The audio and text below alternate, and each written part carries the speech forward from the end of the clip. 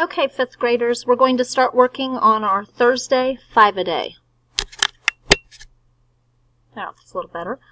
Our first problem is a division problem. It's 1/6 divided by 3. So the first thing we need to do is put a 1 underneath our 3, and then we're going to rewrite our fraction, 1/6. And now we're going to take 3 over 1 and write the inverse, or the opposite. Okay, now all we have to do is multiply. So we get a 1 and 18, and that is 1/18. Okay, our next fraction, or actually whole number, is 3 divided by 1/6. Again, my first step is to put a 1 under the whole number.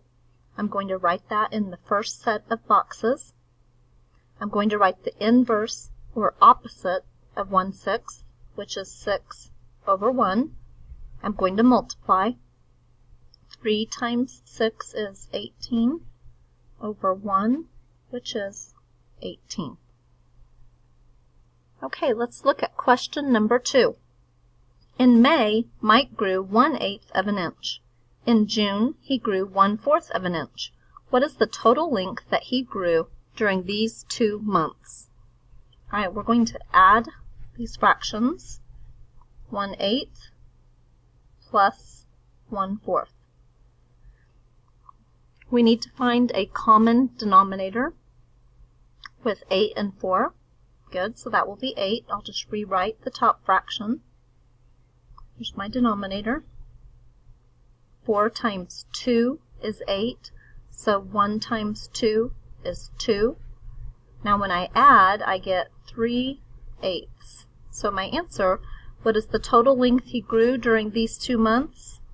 3/8 of an inch.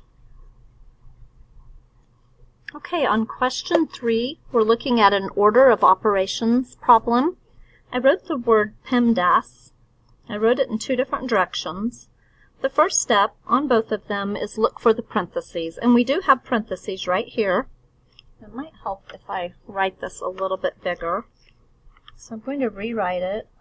9 plus 6 divided by 2 times 8. Okay? Now, if we're going to do what's inside the parentheses, it's this part right here. Inside the parentheses, do we add or do we divide first? If I look at my PEMDAS, multiply and divide are before add and subtract. Multiply and divide before add and subtract. So I'm going to take 6 divided by 2, get 3. I need to add that to my 9. I'm going to go ahead and rewrite this. Okay, so my next step, still finishing up what is in my parentheses. 9 plus 3 is 12. And then what is 12 times 8? Good, it's 96.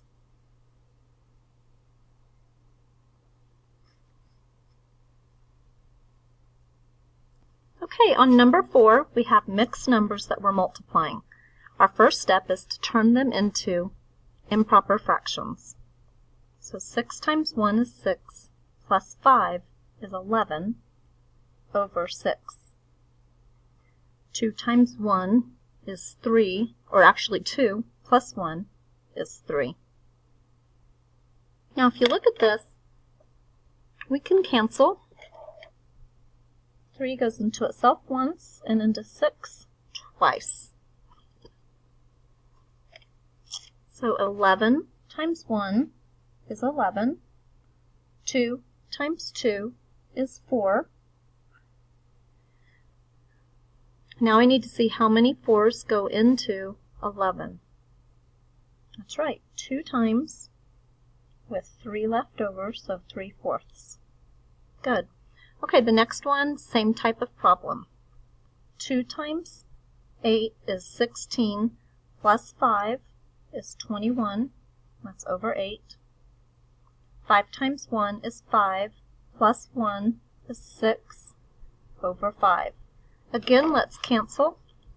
Now 6 won't go straight into 8, but I can divide it by 2 to make it smaller. So 6 divided by 2 is 3 8 divided by 2 is 4. 21 times 3 is 63. 4 times 5 is 20. So how many 20s will go into 63?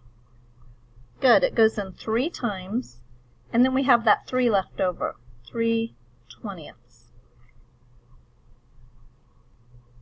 Okay, let's just look at the first part of question 5. 3 8/10 divided by 10. If I want to work it out the long way, I'm going to have to see how many times 10 will go into 38. 10 will go into 38 3 times. Put my decimal up here. That gives me 30. When I have an 8 here, I can go ahead and add a 0 and bring it down. And then 10 will go into 80 8 times, and that finishes it out. So my answer is 38/100. The other thing you can do is look at the original problem, 3 8/10 divided by 10. We know we're going to make our answer smaller. Right now it's a whole number, 3 8/10. By dividing it by 10, we're going to make our problem, or our answer, smaller. If I look at what I have now, 38/100 is smaller than the original 3 8/10. Okay. You can do it the same way. You can continue to work the problem out if you need to. You can also look the next problem. You're going by 100. You're dividing it by 100, which is actually going to move this decimal over 2 places. So that 3 is moving over 1 more place. The 3 started out in the ones, moved to the tenths, and now it's in the hundredths. On this next one, our 3 will be over in thousandths. So we have a pattern.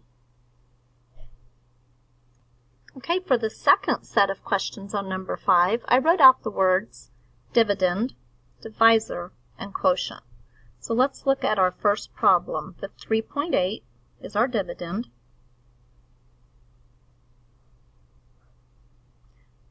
.1 or 1/10 is the divisor. Don't have a quotient yet. Now I need to divide.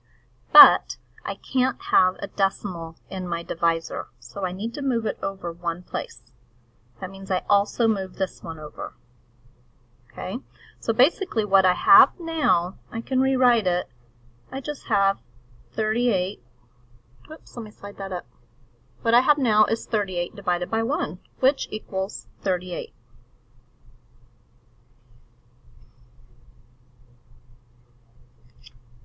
So when we moved this decimal, we moved this one.